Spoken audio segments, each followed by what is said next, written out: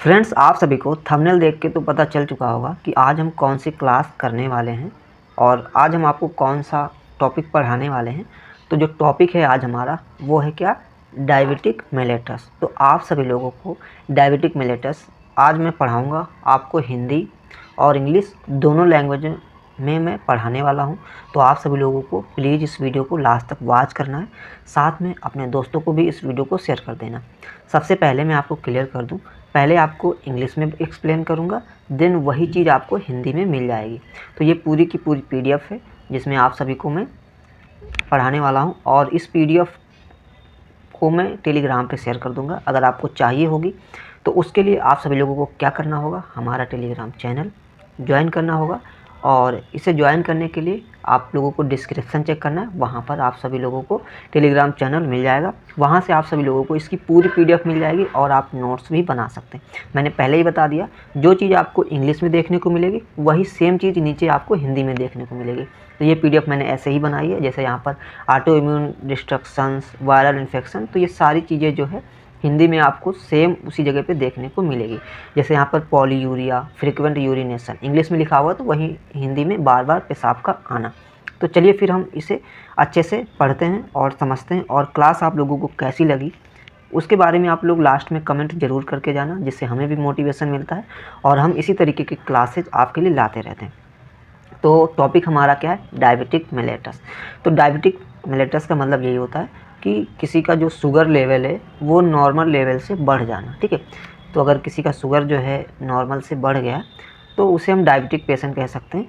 तो इसकी जो डिफिनीशन होगी तो वो आप सभी लोगों को क्या लिखना है, तो diabetic mellitus is a chronic metabolic disorder.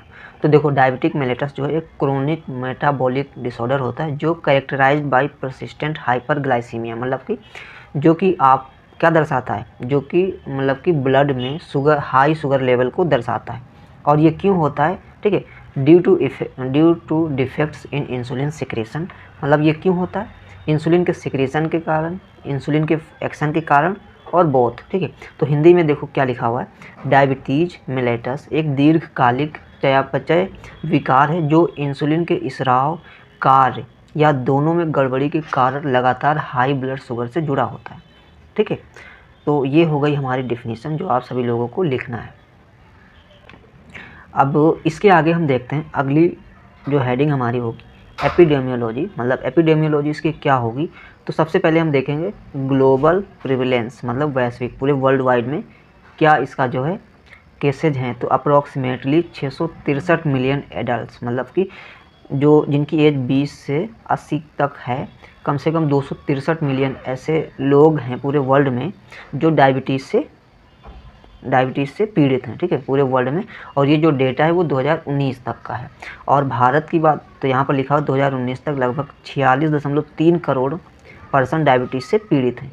और वहीं अब इंडिया की बात करें तो India is among the countries with the highest number of cases.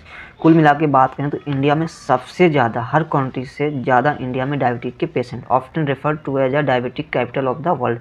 मतलब कि इंडिया को डायबिटिक कैपिटल भी कहते हैं, पूरे वर्ल्ड की राजधानी भी कहते हैं, क्योंकि इंडिया में सबसे ज़्यादा केसेस डायबिटीज़ के। तो देखो, हिंदी में भारत में डायबिटीज़ के सबसे ज़्यादा मामलों में से एक है, जिसे डायबिटीज़ की राजधानी भी कहा जाता है। ठीक है, अब डायबिटीज़ के प्रकार क्या क्या हो सकते हैं। ठीक है, तो हमने पढ़ा इंट्रोडक्शन, फिर एपिडेमियोलॉजी। अब हम क्या पढ़ेंगे, टाइप्स। आखिर डायबिटीज़ होता है तो वो कितने टाइप का होता है। तो फर्स्ट हमारा टाइप 1 डायबिटीज़। ठीक है, तो इसी तरीके से आप सभी लोगों को भी नोट्स बनाना, आप हिंदी में भी लिख सकते हो और इंग्लिश में भी लिख सकते हो। तो फर्स्ट जो है हमारा वो है auto immune destruction of insulin producing बेटा सेल्स इन द पैंक्रियाज। ठीक है, तो हिंदी में क्या लिखा है, पैंक्रियाज की इंसुलिन बनाने वाली बीटा कोशिकाओं का ऑटो इम्यून विनाश। तो इसका जो है ये आंसर हो जाएगा टाइप 1 डायबिटीज़। और टाइप 1 डायबिटीज़ जो है बहुत कम लोगों को होता है। ये मान लो कि 10% ही केस ऐसे होते हैं जिनमें टाइप 1 डायबिटीज़ होता है, या नहीं तो ज़्यादातर टाइप 2 डायबिटीज़ ही होता है। ठीक है, तो टाइप 2 डायबिटीज़ क्यों होता है, तो देखो टाइप 2 डायबिटीज़, तो आप लोगों को टाइप में क्या क्या लिखना है, टाइप 1 डायबिटीज़ और टाइप 2 डायबिटीज़, ये हमारा टाइप में आ जाएगा। तो टाइप 2 डायबिटीज़ हमारा हो जाएगा insulin resistant and relative insulin deficiency. तो इंसुलिन प्रतिरोध और सापेक्ष इंसुलिन की कमी। तो इंसुलिन प्रतिरोध और इंसुलिन की कमी के कारण भी टाइप 2 डायबिटीज़ होता है। अब तीसरा जो हमारा हेडिंग हो जाएगा गैस्ट्रेशनल डायबिटीज़, ठीक है। तो ये भी हमारा क्या हो जाएगा टाइप 3 डायबिटीज़ में क्या है ये, मतलब कि गर्भकालीन मधुमेह। अब गर्भकालीन का मतलब आप लोगों को क्लियर हो रहा होगा, मतलब गैस्ट्रेशनल मतलब क्या हो जाएगा गर्भकालीन, गर्भकालीन मतलब प्रेगनेंसी, ठीक है।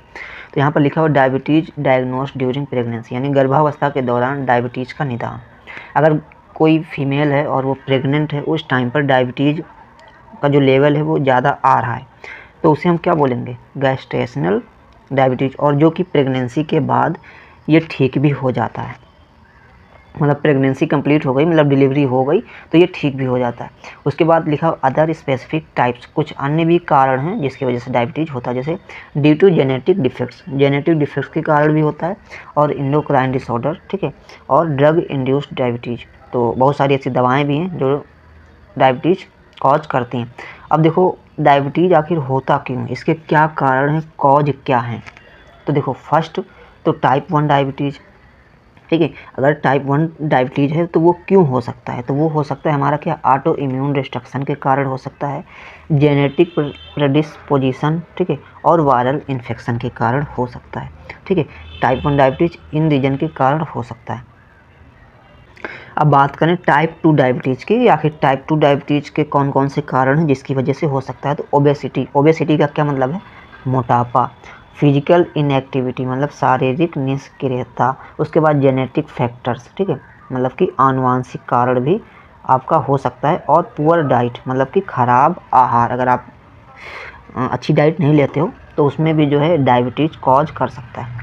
अब गैस्ट्रेशनल डायबिटीज़ का क्या कारण है, तो उसमें क्या है हमारा हार्मोनल चेंज ड्यूरिंग प्रेगनेंसी, मतलब प्रेगनेंसी के दौरान जो है हार्मोनल चेंज होता है, जिस वजह से जो है डायबिटीज़ कॉज कर सकता है, ठीक है। तो ये हमारे क्या हो गए कारण हो गए। अब अगर किसी को डायबिटीज़ है तो उसे किस तरीके से आप लोग पहचानोगे, और पेशेंट को कैसे पता चलेगा कि आखिर डायबिटीज़ उसे है, या फिर वो क्या क्या सिम्टम्स बताएगा। तो जब भी पेशेंट किसी डॉक्टर के पास जाएगा तो कुछ वो जो है सिम्टम्स बताएगा, और कुछ डॉक्टर को साइंस दिखेंगे। तो सबसे पहले क्या क्या सिम्टम्स और साइंस होने वाले हैं, तो सबसे पहले क्या लिखना है पॉलीयूरिया। पॉलीयूरिया का मतलब क्या होता है, फ्रिक्वेंट यूरिनेशन। अब फ्रिक्वेंट यूरिनेशन का मतलब होता है बार बार पेशाब आना। अगर किसी को डायबिटीज़ है तो उसे बार बार पेशाब आ सकता है।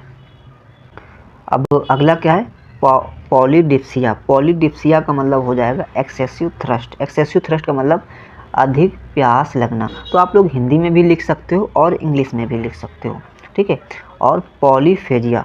अब पॉलीफेजिया का मतलब हो जाता है इंक्रीज्ड हंगर। इंक्रीज्ड हंगर का मतलब अगर किसी को डायबिटीज़ हो जाएगा तो अत्यधिक भूख लगना, उसे जो है बहुत ज़्यादा भूख लगेगी। भूख इतनी लगेगी कि दिन में वो जैसे नॉर्मल 2 बार खाता है 3 बार खाता है तो वो 5 बार भी खाएगा 6 बार भी खाएगा दिन में।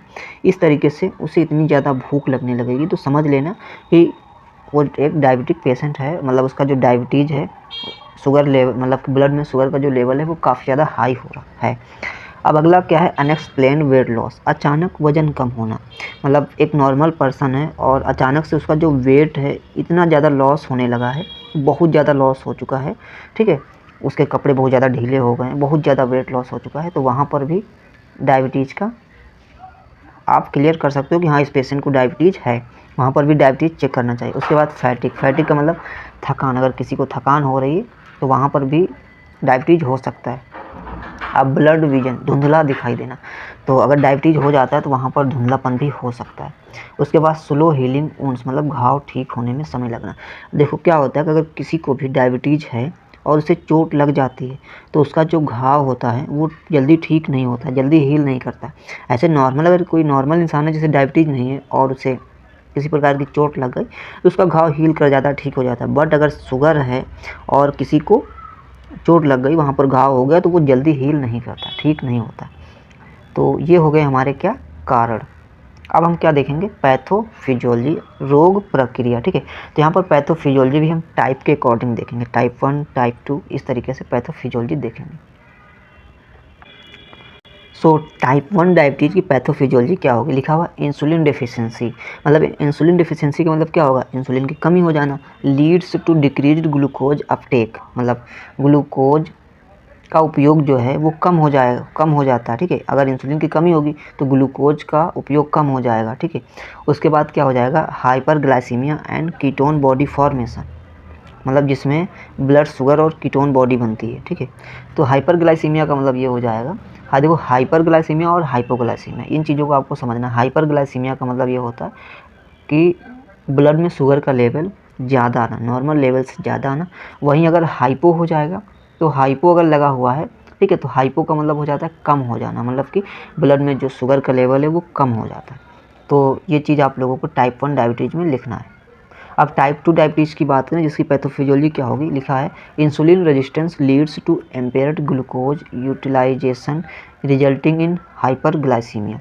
इसमें क्या लिखा है, इंसुलिन प्रतिरोध के कारण ग्लूकोज का उपयोग बाधित होता है, ठीक है। मतलब इंसुलिन रेजिस्टेंस के कारण जो है ग्लूकोज का जो वो उपयोग है वो बाधित हो जाता है, जिससे जो है हाई ब्लड शुगर होता है, मतलब कि ब्लड का जो शुगर का लेवल है वो हाई हो जाता है।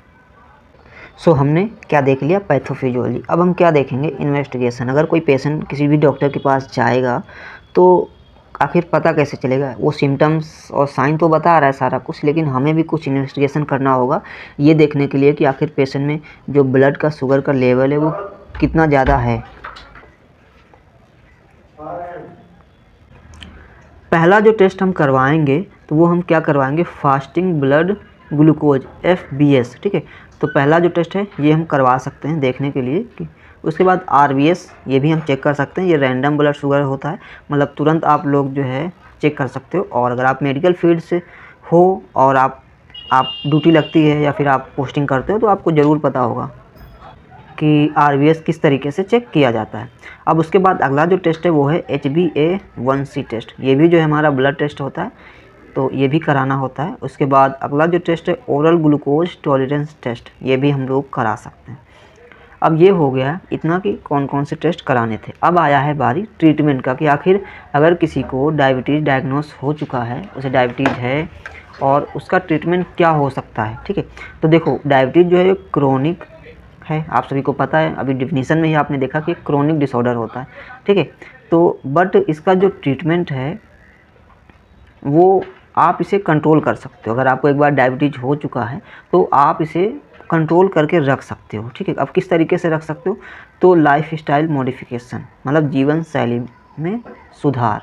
अगर आप अपनी लाइफ स्टाइल को सही कर लेते हो तो ज़रूर इसे आप कंट्रोल कर सकते हो। जैसे हेल्दी डाइट, आप सभी लोगों को हेल्दी डाइट लेना, जिसमें आप सभी को हरी सब्जियों का सेवन करना है, कुछ भी बाहर का नहीं खाना है, फास्ट फूड वगैरह ऐसा नहीं खाना है, कुछ भी मीठा नहीं खाना है जिससे आपका जो शुगर का लेवल है वो बढ़ जाए, और रेगुलर एक्सरसाइज करना है, ठीक है।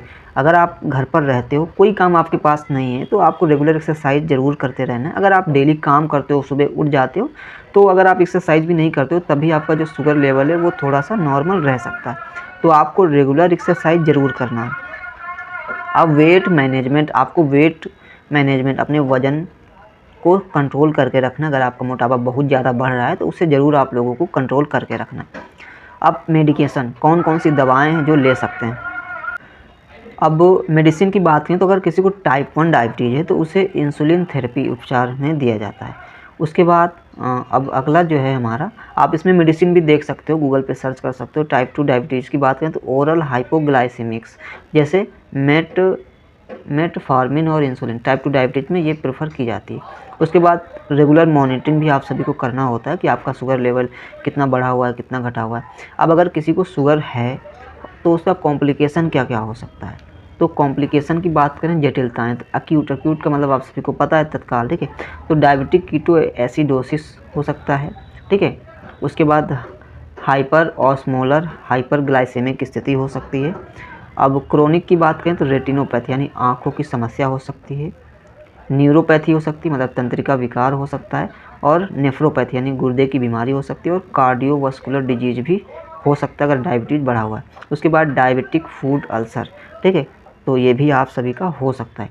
तो आई होप ये वीडियो आप सभी को काफ़ी हेल्पफुल रहा होगा। इसमें हमने डायबिटीज़ मेलेटस एक्सप्लेन किया, और प्लीज़ अगर आप लोगों को इसकी PDF चाहिए तो उसके लिए आप सभी लोगों को क्या करना है, हमारा टेलीग्राम चैनल ज्वाइन कर लेना। हमने लिंक डिस्क्रिप्शन में दे रखा है, आप लोग टेलीग्राम चैनल ज्वाइन करेंगे तो वहाँ से आप सभी को ये PDF एकदम फ्री में मिल जाएगी। तो आप सभी को टेलीग्राम चैनल ज्वाइन जरूर कर लेना है और अपने दोस्तों में भी इस वीडियो को शेयर ज़रूर कर देना। और हाँ, अगर आपको लगता है कहीं पर कोई कमी रह गई है, गलत बताया हूँ, तो प्लीज़ आप लोग कमेंट ज़रूर करना, जिससे हम अपनी गलतियों को सुधार सकें। तो फ़िलहाल इस वीडियो में इतना ही था। अगला कौन से टॉपिक पे आप सभी को वीडियो चाहिए, प्लीज़ कमेंट ज़रूर करें। चलिए फिर मिलेंगे नेक्स्ट वीडियो में।